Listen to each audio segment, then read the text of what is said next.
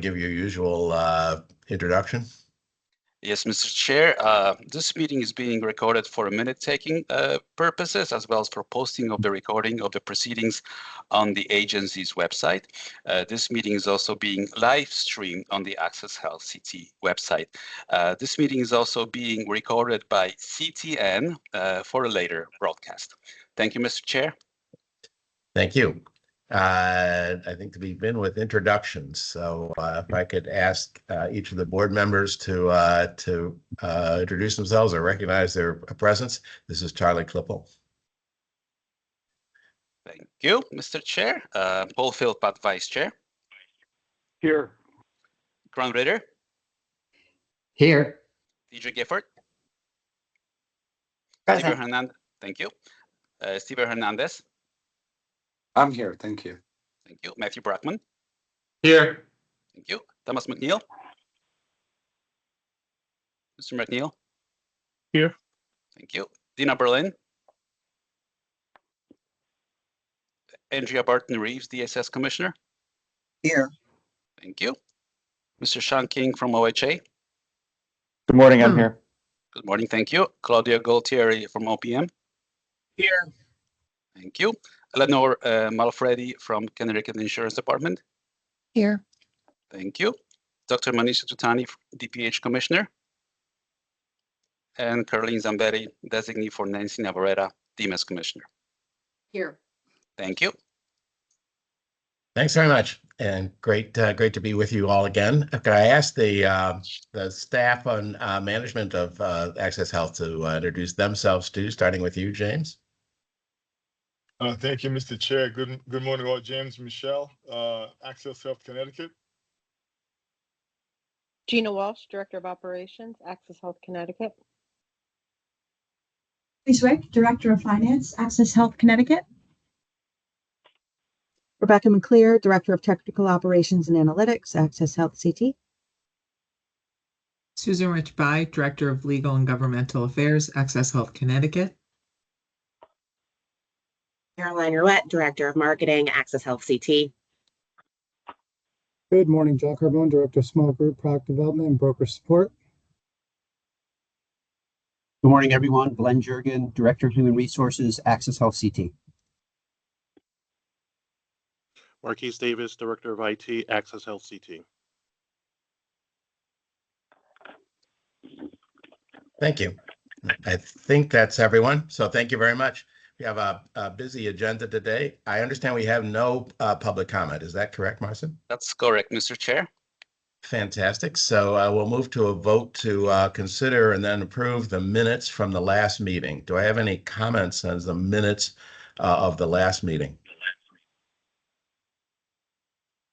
If not, could I get a motion to approve the minutes of the last meeting? Yes, I motion to approve. Okay, Marcin, I'll let you sort out a motion. I'll second that. Second Okay, from that. So Thank you. Mr. Hernandez made a motion, was seconded by Dr. Grant Ritter. Is that correct? Okay. Okay. All good. Is there any discussion on the motion before us? Hearing no discussion, Charlie Klippel, yes. Thank you. Paul Philpott. Yes. Grant Ritter. Yes. DJ Gifford. Yes. Steve Hernandez. Yes. Matthew Brockman. Yes. Thomas McNeil. Yes. Dina Berlin. Andrea Barton Reeves. I'll abstain because I wasn't present at the meeting. Thank you. Sean King. Abstain. And Claudia Gualtieri. Yes. Thank you. Thanks all. We have a late breaking item to add to the agenda today, which requires, I think, 2 votes. One is to add it to the agenda and the other is to approve it. And Susan, if you would be so kind just to tee up this issue and then we can do the votes for you. I will. Thank you, Mr. Chair. So since this is a regular meeting, it is within the board's power to vote to add an item to the agenda.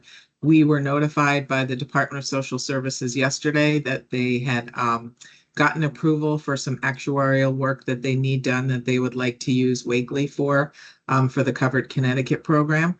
So we are asking the board to amend the agenda to add this item. And then after that vote, I can give you a little description of the actual other vote that is needed. Thank you.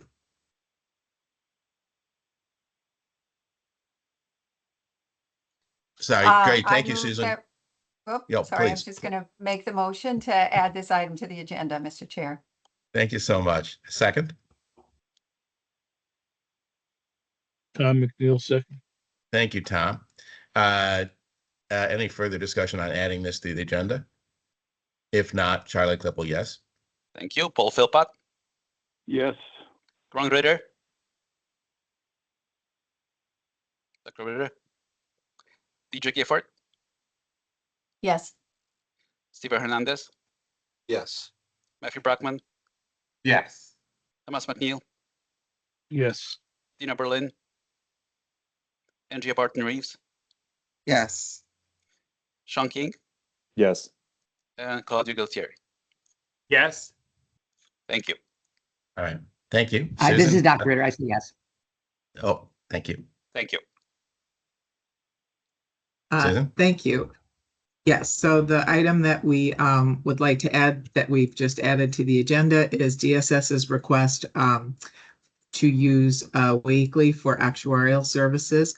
DSS requires the services of an independent actuary that is familiar with the marketplace population to conduct an analysis and develop methodology to assess utilization in the Covered Connecticut program to inform a rate for payment to the carriers for the risk associated with zero cost share plans.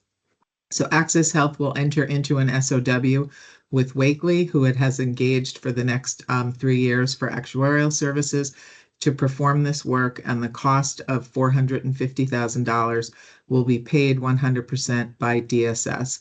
Accordingly, the DSS costs in the AHCT operating budget will be increased by the addition of a separate line item for this $450,000, making the DSS costs in the operating budget a total of $21,450,000. And then this will also change the total operating budget for Access Health for of the whole operating budget, for FY26 will be increased to $63,032,293.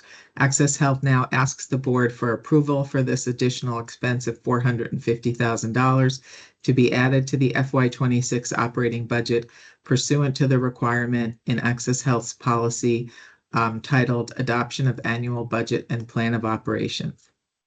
I will pause. Thank you.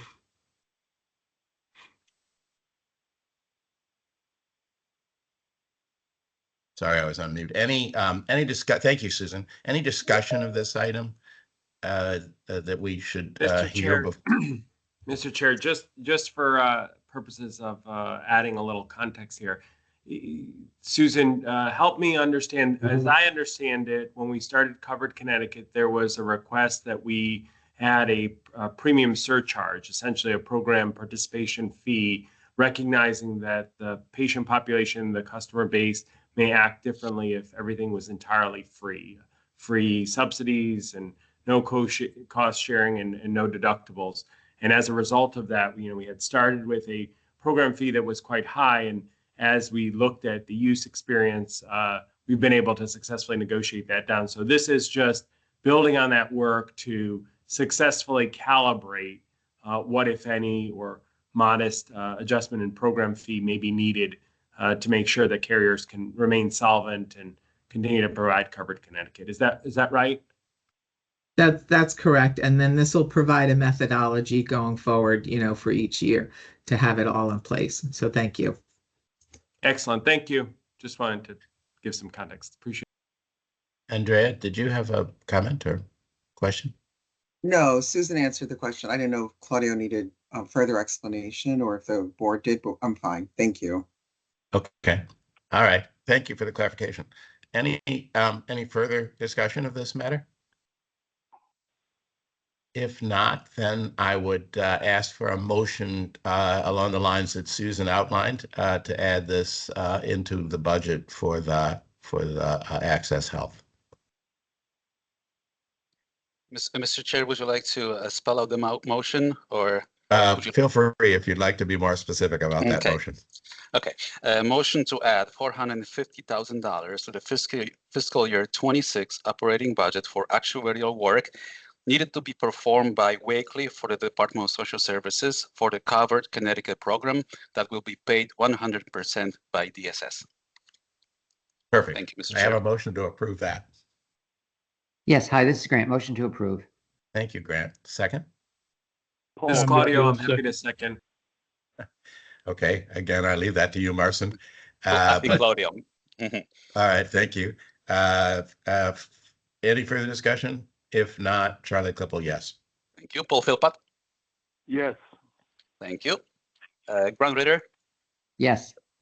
Deidre Gifford. Yes. Thank you. Steven Hernandez. Yes. Matthew Brackman. Yes.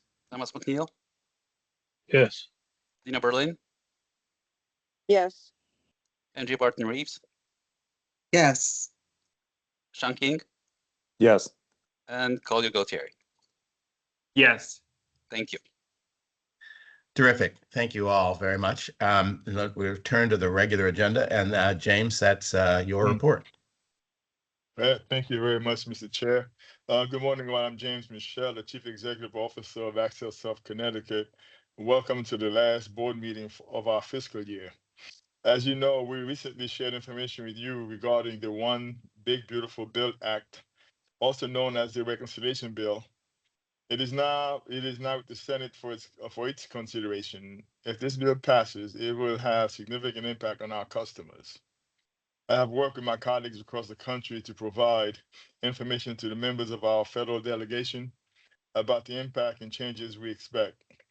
Some important changes include the shortening of the annual open enrollment period by 1 month, additional paperwork requirements, making it harder to sign up and qualify for financial help.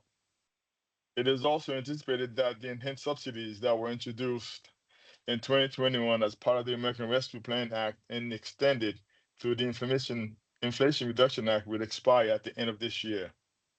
We will continue to keep you updated as this process evolves. We have no idea where it's going to go, but it is moving forward in the Senate. I also wanted to share that we are ready to go live with our new Business Plus platform in just a few days on July 1st. Business Plus is the rebranding of our ICRA platform that we've been developing over the last year and a half. This platform simplifies the health benefit management process for Connecticut business owners. It also provides access to additional coverage options through this platform. We have provided demonstrations of the platform to our carriers, as well as our members of our state legislature and the broker community, and have received a lot of great feedback from all of them. Recently, we demonstrated the platform for CMS, and they were very pleased with what they had. A lot of questions. They were very pleased with what they saw, so much so that they've asked us to demo it for all of the state-based marketplaces on June 26th. So we think that there's something going on there. And Susan will share with you, there's a part of the big, beautiful bill that speaks to small businesses using ICRA to benefit their employees. So I like to say that we were way ahead of the curve, but we just happened to start working what's best for our small businesses in Connecticut. As a result of that, they will be able to take advantage of the changes that have been proposed in the bill, if it doesn't change. Finally, I would like to express my thanks and appreciation to Paul Lombardo, who will be retiring at the end of this month. Paul represented the Connecticut Insurance Department Commissioner on our board. He also served as a member of the Strategy Committee, was a subject matter expert on the SHOP and Health Plan Benefit and Qualification Advisory Committees. His calm and strategic thought process is greatly appreciated. We wish him well, and also a long and prosperous retirement, and thank him for his service to this board. Congratulations to Paul. Our meeting today will begin with a detailed presentation of the reconciliation bill from Susan Richby, Director of Legal and Government Affairs. Following that, John Carbone of SHOP, Director of SHOP and Product Development, will present a brief demonstration, a high-level demonstration of the new Business Plus platform that I just talked about. Then Susan will report on the fiscal year 2025 annual financial and programmatic audits. And she will also give you an update on the state-based marketplace annual reporting tool for 2024, and also our state audit status. After that, John Carbone will return with a recap of the Small Business Summit that was held on May 20th in Rocky Hill. This event was fully booked for the third year in a row. We were happy to welcome speakers, including Connecticut State Comptroller Sean Scanlon, State Senator Matt Lesser, State Representative Kerry Wood, and Department of Administrative Services Commissioner Michelle Gilman. Our keynote speaker was Michelle Nicholson, the founder and owner of the Flower Girl Bakery in Hebron, who shared her inspiring business story.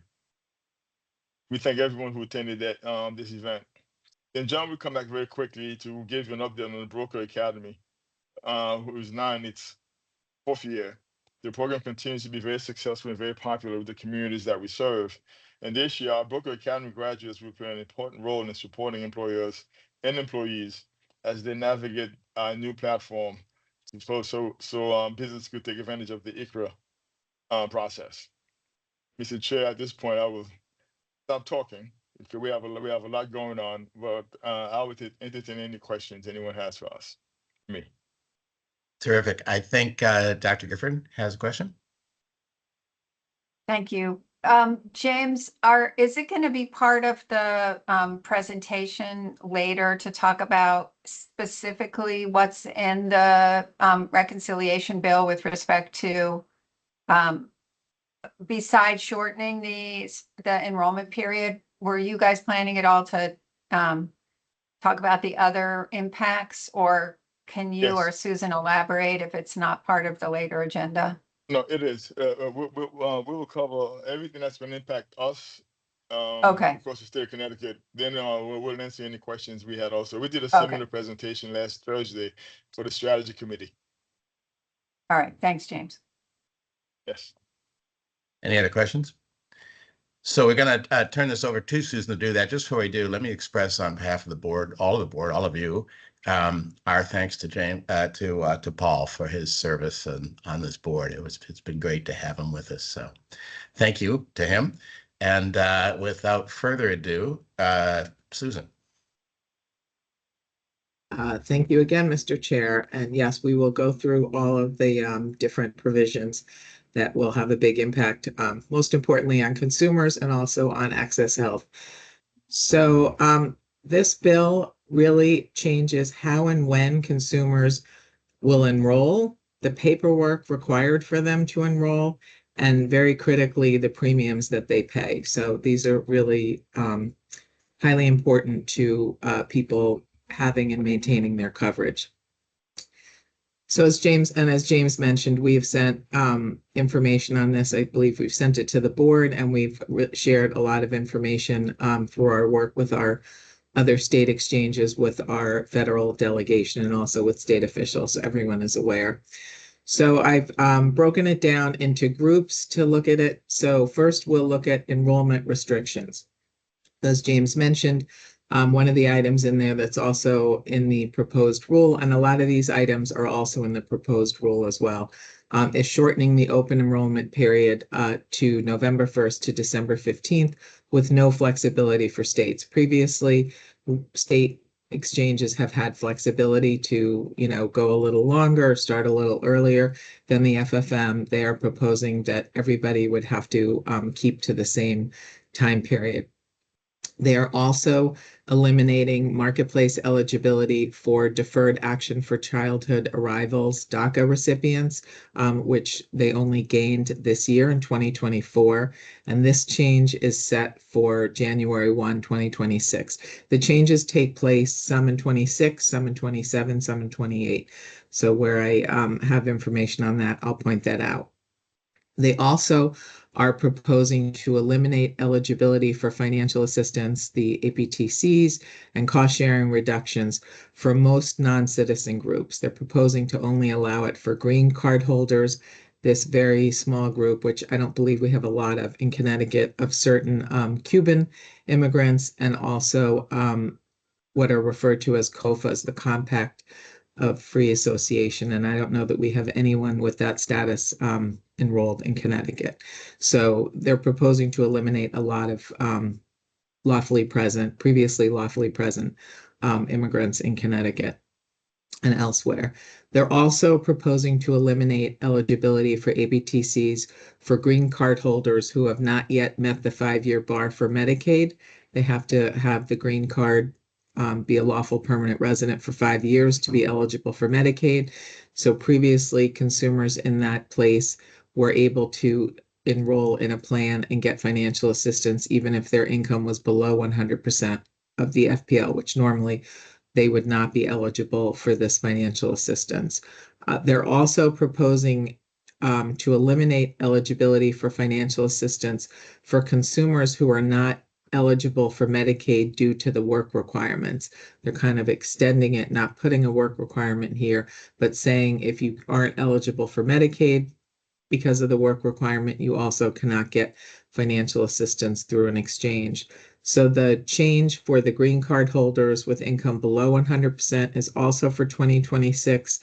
And I believe the change for the other groups of immigrants that would no longer be present, this is asylees, parolees, refugees, people with student and work visas, is for 2027. Obviously, all of this is up for negotiation in the Senate right now as well. If you go to the next slide, Marcin. The next group we'll look at is auto renewal process limitations and verifications.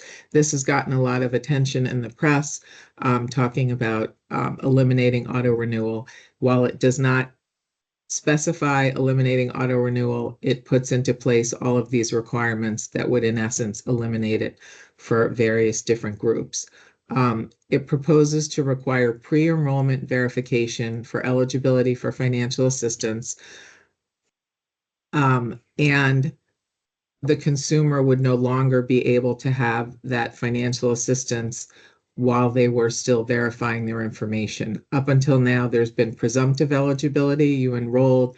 If you look like you were eligible, you would be granted eligibility. And if there was an inconsistency in something you said in your application and something from a federal data source, you would have 90 days to submit information. They're proposing to allow you to enroll but not receive that financial assistance until you verify your eligibility, excuse me. They're also proposing to require minimum payments for consumers who have an APTC that covers their entire premium, like a $5 payment, until they come in and actively update their application and show their eligibility. They're also proposing pre-enrollment verification for special enrollment periods. This is one item that actually is not an issue for us because as all or most of you know, we've been doing pre-enrollment verification for special enrollment periods since about 2017. So that one actually we're okay on that one. They're also proposing to remove the special enrollment period for low-income consumers that's been in place since 2021. Consumers with income below 150% of the federal poverty level. They're also proposing to change the requirement for failure to reconcile to the exchange, not granting eligibility from 2 years, which it's been for the last few years under the Biden administration, back to the 1 year that it actually had been for many years previously. They're also requiring consumer verification if the IRS data is unavailable. We ping the Federal Data Services Hub for everyone applying for financial assistance. In some instances, a fair amount of instances, we either get an error code back from the IRS or we get no information, and then the consumer has to verify. For the last about 2 years, we were able to accept the consumer's attestation in that instance, but that will revert back to the way it was previously. And then they're also shortening the income verification period. Under the Biden administration, the 90 days for income verification had been extended to 150 days. They're proposing to take it back to the 90 days. Now, the provision that's kind of gotten the most attention here, the pre-enrollment verification for financial assistance, that one is set for January 1, 2028. So not right away for 2026. And then the one about that I just talked about, if data is unavailable from the IRS, that one would go in 2026. And then they're also proposing changes to QHP benefit designs, which will make plans less rich for consumers. In some cases, our consumers are a little protected because of some of the rules that we have in place, only allowing our standard silver plan at silver. They are relaxing the AVs, so decreasing plan value, but because of our requirement of only having the standard silver at silver, we've kind of protected our consumers from that. They're also proposing to make changes to the premium adjustment percentage, which will increase enrollee costs as well. If you go to the next slide, Martin. Susan, can I ask a question? Sure. On the pre-enrollment verification, what is it exactly that has to be verified before they can get the financial assistance? And how does it get done? All of the eligibility factors. So it would be income, it would be household size, residence. It's kind of everything, and it actually has a vague provision that says and additional items that the HHS secretary might add. So it's basically everything. There's a lot of debate about what they actually mean by this language, whether it means we can't use the information from the hub or not, whether it just means the consumer has to come in every year and update their application, so they can't just be auto-renewed. They have to come in and update their application on anything, or they have to actually upload documents to verify all of those elements, which is obviously going to add, tremendous burden to consumers, confusion, and also adding a lag of time, as people have to get this information uploaded, and then we have to have it looked at and verified. So there's a lot of discussion and debate on that. The Senate Finance Committee just came out with some of their language earlier this week, and one of the items that they tweaked a little bit was in the case of birth of a new child or a divorce, because there was a lot of advocacy talking about how hard it would be that parents with a new baby don't have a Social Security number right away, that it would take them several weeks to have that kind of information. So they did tweak that a little bit in the Senate version to have an exception, if you will, in those instances, so that people wouldn't have that long lag with trying to get a new child on. But it would be pretty much all of the other elements of eligibility that have to be looked at. That normally we check our federal data sources, and even at auto renewal, we run the batch and we check them, every year. So they are checked every year with the federal data source. We don't necessarily make a consumer come in and touch their application if they don't have anything to update. So this has staffing implications for Access Health? Tremendous staffing, budget, increased confusion, call center. We have technology, and we have to make changes to the system. Yeah. The amount of work we have to do, Dr. Gifford, in terms of preparing our staff to minimize the risk of somebody having a gap in coverage is going to be a heavy lift, more expense than we budgeted. So we're putting together a strategy now, but we don't want to jump the gun until the bill is finalized and signed and we know the exact dates. Once we have that, we'll put together a strategy and work with the chair of the finance committee, then come to the board before we do anything. But right now we are planning and we're planning for the voice right now. But once everything is finalized, then we'll adjust our strategy and price it and come back to the board, finance then the board before we do anything. But we've been dealing with this for the last 6 months. It's a lot of moving parts, but we are thinking going out about 18 to 24 months. Yeah, and obviously, the risk that everyone is most concerned about is that consumers, being confused or not able to make the effort or not able to get verified and losing their financial assistance, and then not being able to afford the premium and dropping coverage. That's what we're obviously the most concerned about. And obviously, the people who group who will go through all the problems, trouble doing that, and people who need their health insurance, and that'll create a burden for everybody down the road when you only have sick people buying health insurance through the exchange. So everybody pays the price for that down the road. And the impact on hospitals as well in terms of uncompensated benefits. So this will have statewide implications. So that's why we got to do our best to make sure we minimize the risk of people going without health insurance. Thank you, James. Marcin, if you want to move to the next slide.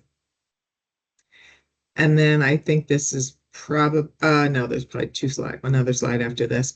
So another item is consumer financial protection. So since the beginning of the Affordable Care Act and the financial assistance, there have been caps on how much consumers, low-income consumers, have to pay back when they file their taxes and they reconcile, and they may have been off on estimating their income. They may have earned more than they had previously thought or listed in their application.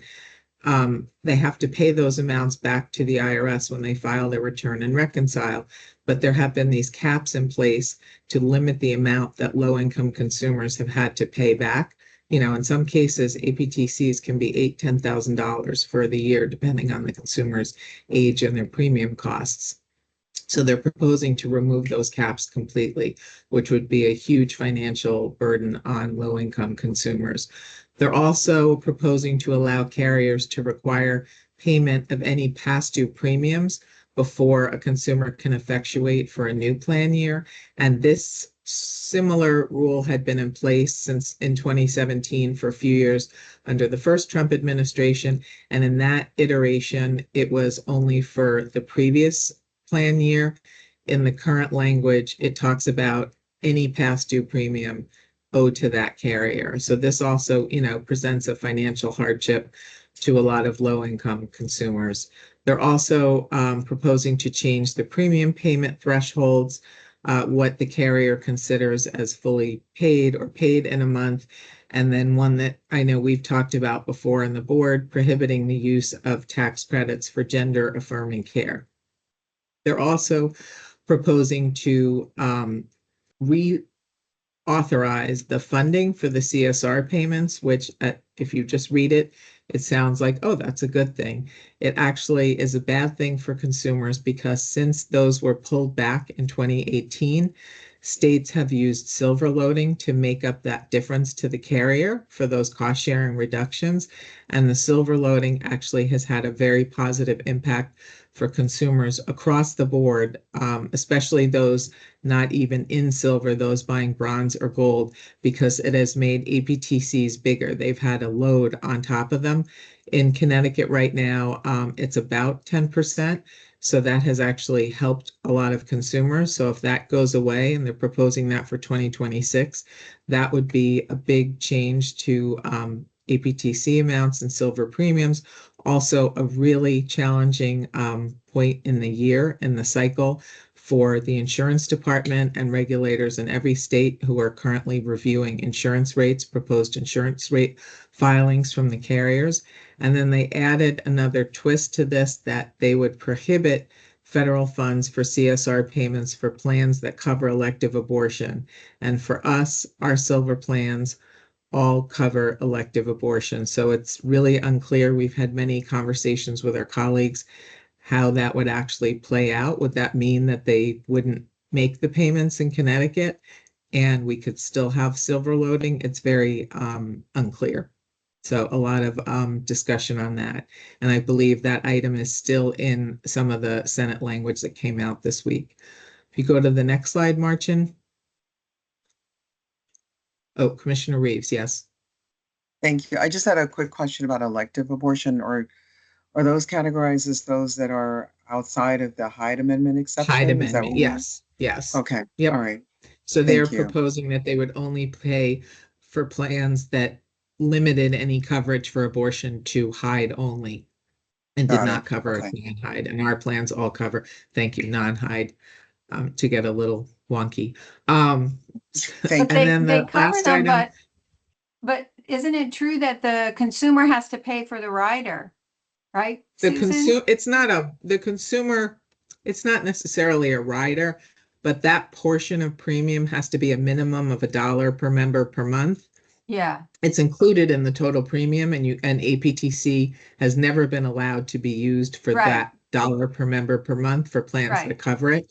Yeah, but what they're proposing is that they would not make federal CSR payments to plans that covered non-Hyde, and our right. silver plans cover Hyde. So it's very Even unclear though, how that would even though actually the work. benefit is already carved out from the APTC support, Correct. it's more of a punitive extension of just if you offer this period, we're not going to allow the APTCs.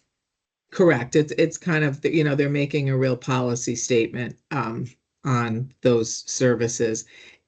And that is one of the items that I believe is under review or will be under review by the parliamentarian in the Senate under the Byrd Rule, about whether that is going to astray of budget itself and getting into policy, that aspect of it. That is what we've heard. Thank you. Marcia, next slide. And finally, this is the last slide. This is what James was mentioning before. There is one positive that was in the House bill, some changes to individual coverage health reimbursement arrangements. Positive for us because we're well positioned to take advantage of this. They are proposing to codify those regulations that have been in IRS regulations and CMS since 2019, I believe it is. They're proposing to change the name a little bit. They came up with a way to use the word choice, custom health option, and individual care expense arrangements. But it's basically the same. And they are proposing a positive change that would actually be a good thing for Connecticut employers, to allow employees to use an employer's cafeteria plan to pay their portion of premiums for on-exchange plans. Up until this point, they could only use a cafeteria plan to pay their portion of premiums with an ICHRA contribution. For an off-exchange plan, this would actually extend that to an on-exchange plan. And they're also proposing to create some federal tax credits for small businesses using a choice arrangement. So this would be $100 per employee per month for the first year of an ICHRA or choice, and then it would drop down in half, $50 per employee per month for the second year. So this is one of those ironic items that we are actually very well positioned for Connecticut businesses and small businesses to take advantage of this with our ICHRA and Business Plus platform launching in the next few weeks. So as James mentioned, sorry. I just want to add that we're the only state. Go ahead, Claudia. No, go ahead, James. I was just say we're the only state in the country that's prepared to take advantage of this policy if it stays in. Just want to give a plug to our team for being for having the foresight. Thank you. Thank you, James. This is Claudio. Just a quick question to Susan, if you could. How is small business defined? Do we know? Is it 50 or under? The 50 or under, yeah. The ACA definition of 50 or under, yep. And as James mentioned on one of the earlier slides, obviously, if this all does get finalized, we will work on creating massive outreach plans to consumers, working with our health equity and outreach departments and all of our partners and our marketing team to get the message out to consumers to help try to mute any negative impacts to them as a result of these changes. But we know that it's not all going to work, but we're going to obviously we will do our best. Unfortunately, we have a framework. If you remember when Medicaid Unwind was going on, we had to develop a whole strategy on outreach, and this would have to be mostly in person. And when the bill is finalized, we'll know exactly who the people who will be impacted, at least our current customers who will be impacted negatively. So we could do some very targeted outreach in person as well as email, text, call. So we're going to do everything we can to make sure those folks know what they have to do to maintain their coverage. is a place where we need the brokers' help as well, right? So, Susan, they're good part of the strategy. Yes. yeah, Susan, thank you very much. A complex and moving target, and we really appreciate the update. Any questions, further questions, or clarifications Susan can add to her really great presentation here? Okay. All right. Well, again, thank you for doing this, and we will hear from you at the next meeting and the next meeting, and then as we take this on board, we'll be very interested in obviously the technology and the communications as well as the substance of this. So thanks very much. Thank you. Great lead in to our next presentation by John Carbone. Good morning, everybody. John Carbone, Director of Small Group Product Development, Broker Support here at Access Health. I'd like to share a brief update on the progress we've made with our Business Plus platform. As many of you know, Business Plus is our new ICHRA-based solution designed to help small businesses here in Connecticut offer health benefits in a more flexible and affordable and modern way. Instead of selecting a single group health plan, employers now can set a defined monthly contribution. Employees can use those funds to choose an individual plan that best fits their needs. We're on track for our full launch July 1st, and the platform is now in its final stage of development. A major area of focus at the moment has been training and readiness. We're already trained over 150 brokers and have more than 250 additional brokers in session scheduled over the next couple of weeks.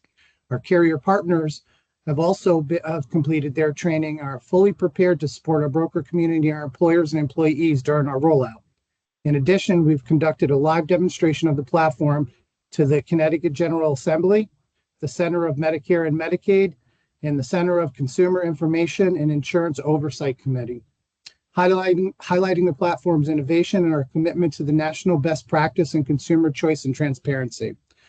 We're working closely with Anthem and Connecticut to fine-tune our platform, our quoting logic to ensure the plan designs are presented clearly, our enrollments are accurate and delivered on time, and our broker community is part of the process, helping our employers and employees pick plans and evaluate choice options.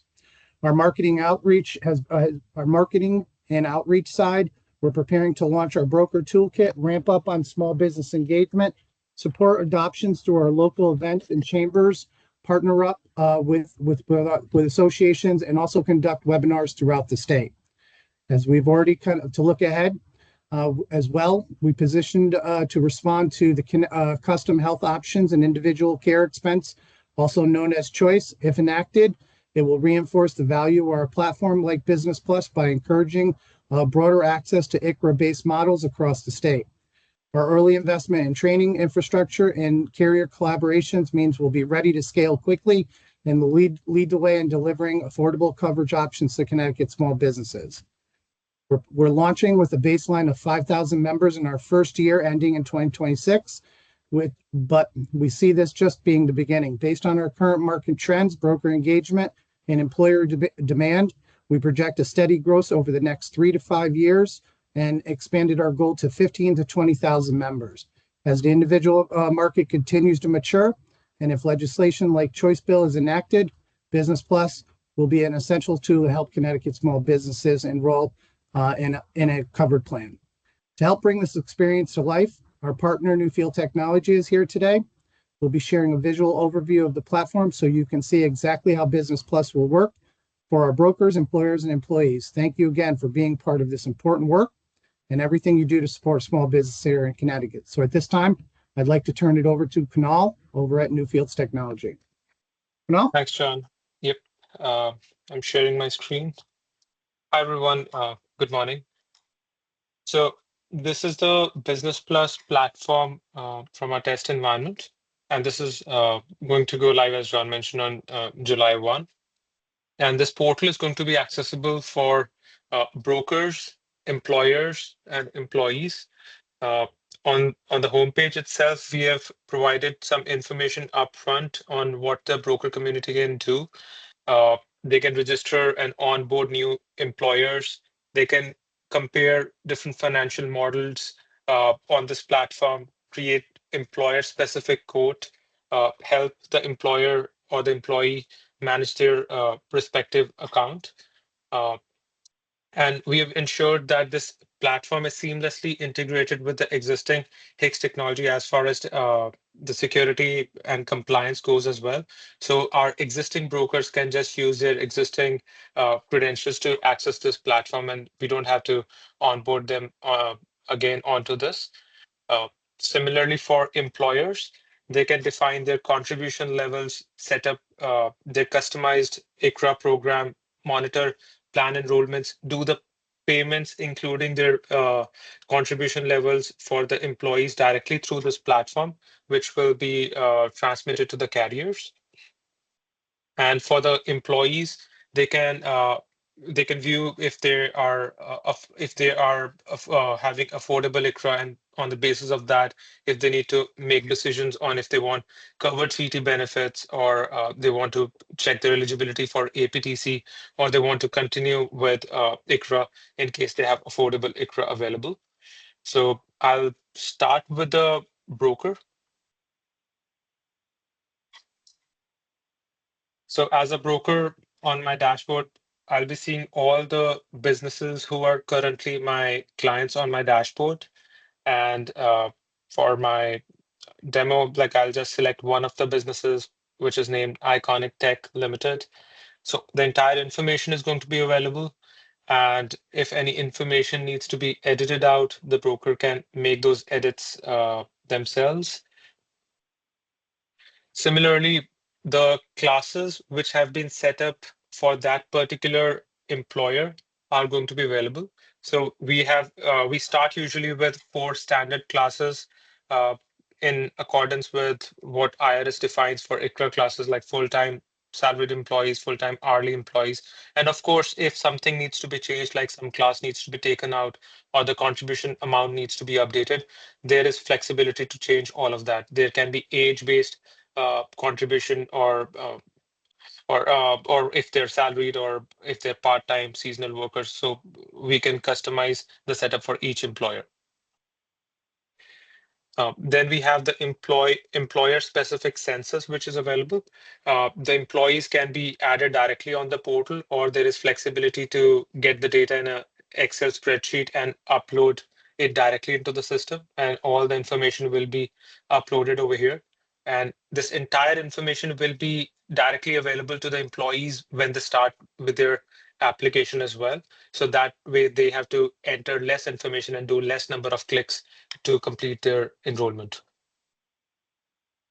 Then the broker can set up the quote for the employer, compare with their current contribution level, so the businesses can make a decision accordingly on if it makes sense to go on ICRA.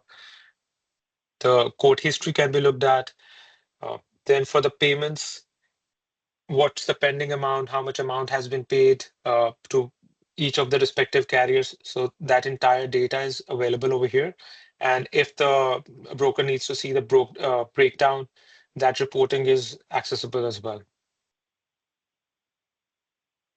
Then all the individual employees who have connected with this broker, their information is also going to be available. So the broker can help them out during their journey for completing their enrollment.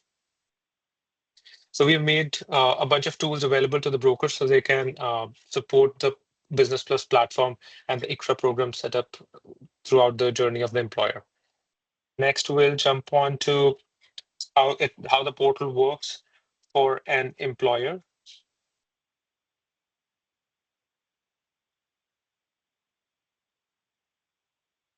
So on the dashboard of an employer, you'll see all the important information right away. Who's the broker of record in case the broker needs to be contacted for any information change or any fresh quote or changes in census.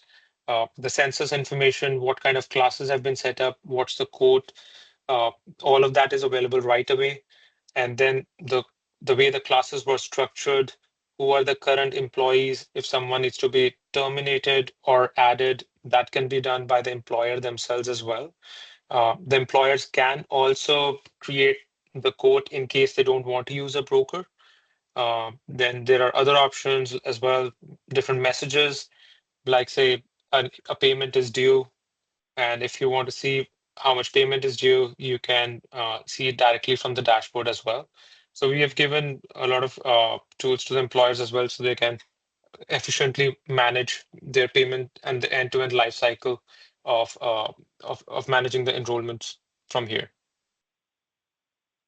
Then as an employee, I'll jump on to an employee experience.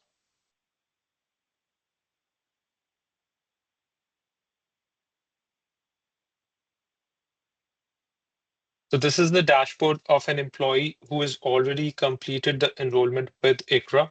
So right at the onset, you have access to the messages which have been generated from the system. If there are any notices which have been made available, if any documents need to be uploaded to complete the verification for the enrollment, then the broker of record.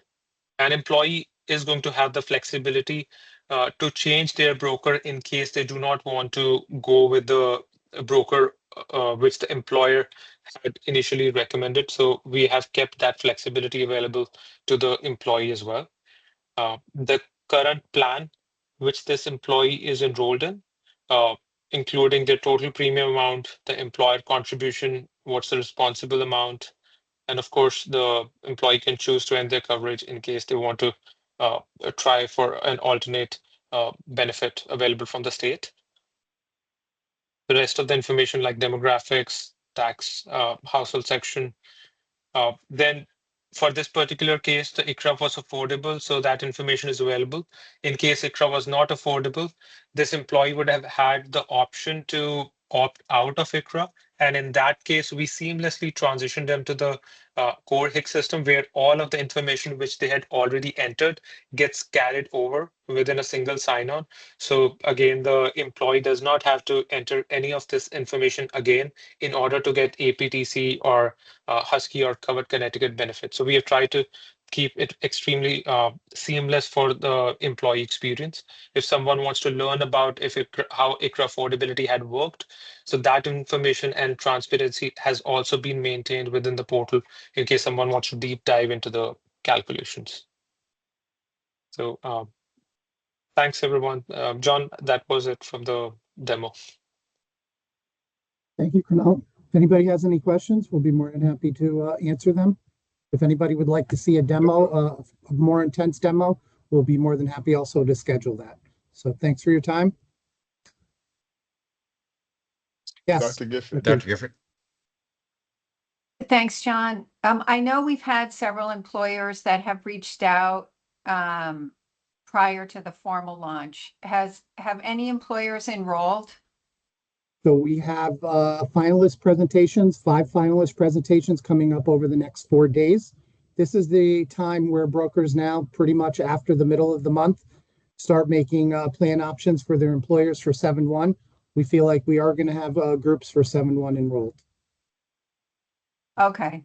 So will you be able to show then what the costs, as part of this demo, would you be able to show then what the costs were before and then after enrollment in ICHRA for an employer? Because I think if I'm a small business person, what's really going to grab my attention is if you can say it was costing the employer $100,000 before and it's down to 75 or 60 with ICHRA. Will you have enough data to do that as part of your sales pitch once you have enrolled employers? Yes, we will. Part of the quoting process, as we grab all the information, we ask them their current state, current invoicing, current plan designs, current drug formulary, because we'd like to do a complete analysis from start to end. So as they do the quote, they're able to evaluate on the first page of our quoting tool to see the cost differences from month to month and year to year and be able to see the savings. And then we take it an additional step further and do a benefit analysis on benefits, network, and drug formularies for them. And is there any negative implications for the broker, financial implications for the broker of getting an employer into an ICHRA plan? It's depending, it all depends on the size of the group in the household. Sometimes if there could be a change in commission rates, based on a carrier. There is a difference if it's a 1 life group, but if it's a 3 life, like say a household of 3 or 4, it could potentially be more money for that broker. So there could be, but it kind of tends to balance out. Brokers also have the option to what carriers allow them to do is they can opt out of the commission structure and go direct and work out a compensation with the employer. Our platform allows them to do that also. Thank you. You're welcome. This is Claudio, just continuing on Commissioner Gifford's good points, because I think as we think about how we're going to get the word out, it's great to have Access Health be a disseminator of information, but I think how we're going to change really the behavior here is business to business, the validation from the business community and getting and cultivating those champions in nonprofits and small businesses that have used it and have had a success. So I just really like to underscore that as part of our strategy moving forward. And anything, if I can be helpful in that, I certainly want to promote the work here, because I think it's the silver lining in some of the healthcare space that's happening over the next few years. So I'm happy to help. But thanks for laying this foundation. Thank you, sir. Appreciate it. Claudio, thank you much, Claudio. We know this is going to be changing behavior is very difficult. And we know that. So John has his team and the brokers. We've been working with them for 6 months now, preparing them for this. This is going to be in person and go talk with them. And as we've said in the past, we are targeting the small nonprofits. We think they have the most to gain from the Finicro platform, because a lot of them have a lot of low-income employees that would qualify from APTCs and maybe even some Medicaid qualifications as well. So we look forward to going after them. We have a whole strategy about reaching out to them as well. And there's some schools, some small schools as well.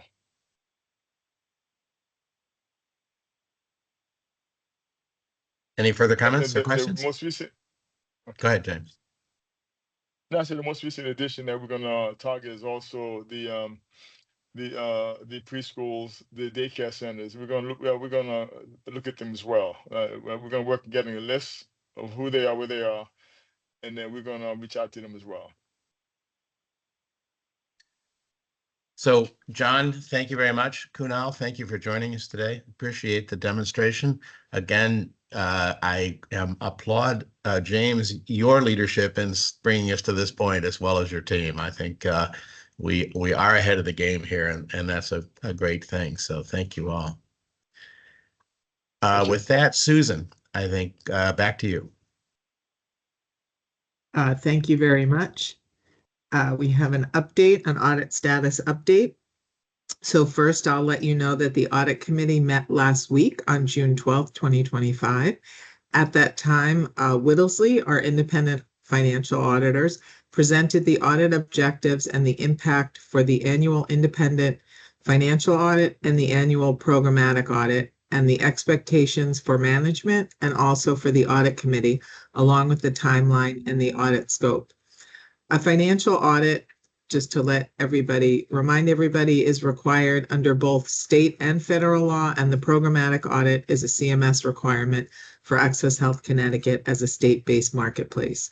Whittlesley has begun initial meetings and interviews with Access Health CT staff for the FY25 financial and programmatic audits. The timeline anticipates that finalized reports for both audits will be presented to the audit committee and the board in November of this year. I will pause if there are any questions on that item.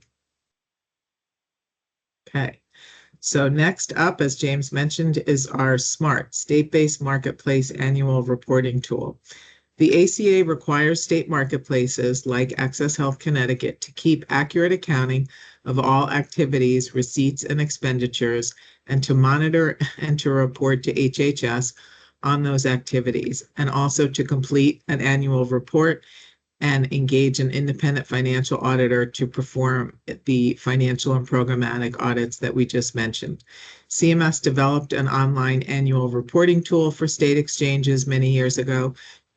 To make this easier, they put all the requirements into one place, and it is neatly called the SMART. The SMART includes eligibility and enrollment policy, a report by the marketplace on its ability to collect and submit standardized performance monitoring data related to QHPs and APTCs and CSRs, financial and programmatic audits, as we mentioned, program integrity requirements, and also an attestation of completion. The annual SMART filing is due by June 1st of each year, and Access Health Connecticut filed its SMART for plan year 2024. This is done in a calendar year. We filed it on May 30th.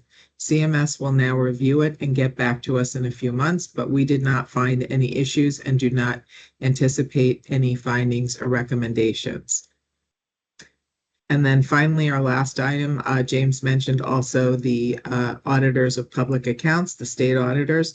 They are currently working on an audit of FY22 and 23 for Access Health.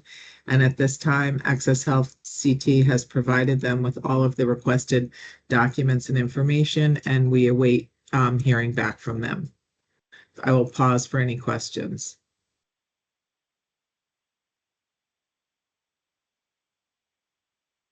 Any questions? Susan, again, thank you very much for the update. Thank you. And John, I think back to you. Yes, sir. Good morning, everybody. Director John Carbone, Director of Small Group Product Development and Broker Support. I'd like to begin by highlighting the success this year of our Connecticut Small Business Summit.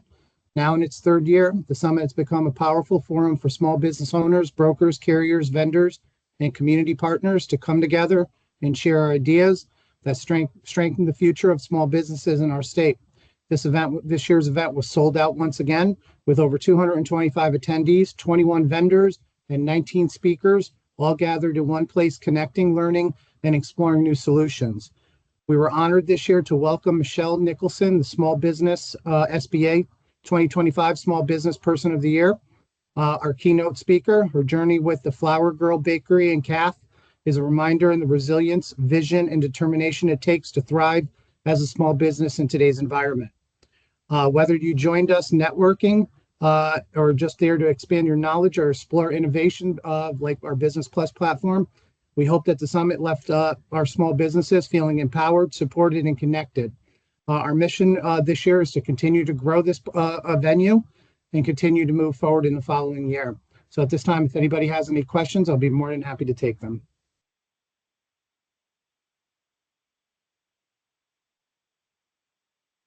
All right. Terrific. So, thank you very much. Thank you. Shifting gears, I'm going to give a quick update on behalf of Tammy Hendricks, who couldn't be here today, but she'd like me to provide a few updates for her on the Broker Academy Year 4. Over the past month, our focus has been helping students complete their training through our Kaplan portal. Our state-approved education platform for students have access to study guides, quizzes, virtual instruction support, instructor support, to help build a strong foundation before entering our classroom training. To keep students engaged in the process, we also hosted weekly review sessions. By the time they reached our in-person classes, they were confident and well prepared. Those in-person sessions took place last week in New Britain and Danbury, and thanks to our generous support of our community partner, Connecticut Leads, Connecticut Latino for Education, Advocate, and Diversity, a longtime community partner that generally donated the classroom space at no cost, which was a huge help to our bottom line. Over the past years, we have partners and hosted health insurance literacy presentations and in-person enrollment events there also. So we'd like to say thank you to them. This year, we've had over 52 students pass the class certification, which aligns with our results from last year. These sessions also served as a final prep for our state licensing test. We've registered over 52 students to take the exam during that class period, and I'm proud to announce that we have over 15 students who've already passed the test this week, and will continue to support those students in completing this process. We also gathered some helpful demographic insight on this year's participation. In New Britain, we had 28 students that came from across 5 different counties. The class was 85% female, 7% male, and 8% not reported. In Danbury, 24 students came from Fairfield and New Haven counties, which the class made up of 56% female and 26% male and 18% not reported. Looking ahead, we're preparing to enter into our mentorship phase of the program. We've officially, which will begin in July. We've officially completed our RFP process, and we received over 11 mentor applications, which we're currently in the process of reviewing. So at this time, I'd like to say thank you for your support with this program, and I'll be more than happy to take any questions also. Any questions for John? Well, thank you again very much for both presentations. Very helpful. James, the final word is yours. Thank you very much. John, I attended both in-person training sessions, both New Britain and Danbury. And the New Britain side, they had two male, and everyone else were females, and from all different demographics. So the history of the insurance agency is usually mostly white male dominated business, and we're just very thrilled to see that the expansion, the diversity of the new brokers that are coming to Connecticut, and especially in the communities that we know there's a lack of brokers, and when people have to purchase health insurance, it's a very personal decision you got to make, and brokers have to ask you a lot of personal decision, personal information about yourself, and to speak to somebody that looks like you, that shares your interests, that from your community, it makes it a lot easier for them to really be very open, so that with the broker, so that they can get the right plan for themselves and their families. So we are thrilled that more women are coming into this profession. And so not enough said about that, but it was just two guys in there. Everyone is women from Polish background, Latina, Black, and the entire spectrum in Connecticut, and similar to results in Danbury as well. So future agenda item, we have the continued update on the evolution of the Big Beautiful Bill Act, as well as as we prepare for OE 13, OE 12, I believe. That's gonna keep us focused. So we'll keep you updated on that as well. And as well, obviously the audits that are coming up as well. Those are the biggest areas that we're going to be focused on. As the bill moves forward, we will be working as a team to develop a strategy to minimize the impact this would have on our customers, but overall Connecticut residents. Thank you, Mr. Chair. Thank you. And that brings us to the end of our agenda. Are there any questions, comments, additions that anybody would like to add for us today? Mr. Chair, Claudio, just one last thing on future agenda items. I think as we get to the more granular beyond the top lines for what the reconciliation package may do, I think it would be helpful to look at some of the tangential and adjacent impact. For one that comes to mind, I know that there are certain protections for people who fall behind on their premiums.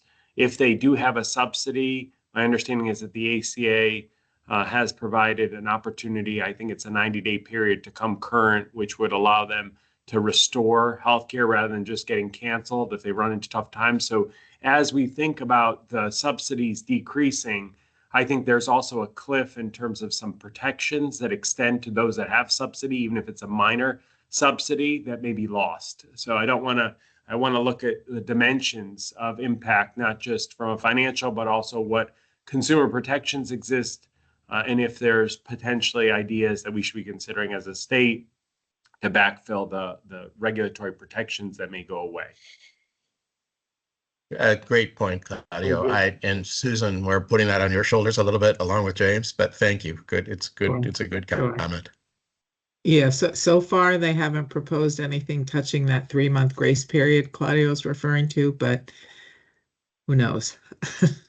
Thank you. Stay tuned. Yeah. All right. Well, any further questions, comments, thoughts? If not, I want to thank all of you for a very informative and efficient meeting. So thank you for that, and appreciate all the engagement from everybody. With that, I would ask for a motion to adjourn this meeting. Mr. Chair, so moved, Claudio. All right, Marcin, up to you. but I think we have a motion and a second in there. Yes, Any we dis- do. Is it Paul Philpott making a motion? And is there a second? Second. Thank you. Any Commissioner discussion? Reeves. Yes, thank you. Any discussion? If not, thank you all again very much for the engagement. Mr. Chair, we'll have to do a sorry. roll call. Charles Yes, Claypool? yes. Charles Claypool, yes. Paul Philpott? Yes. Ron Grader? Yes. EJ Gifford? Yes. Steven Hernandez? Matthew Brockman? Yes. Thomas McNeil? Yes. Dina Berlin? Yes. Andrea Barton Reeves? Yes. Sean King? Yes. And Claudio Gualtieri? Yes. Thank you. Thank you all Thank very you. much. Nicely done, everyone. Bye-bye now. Everybody.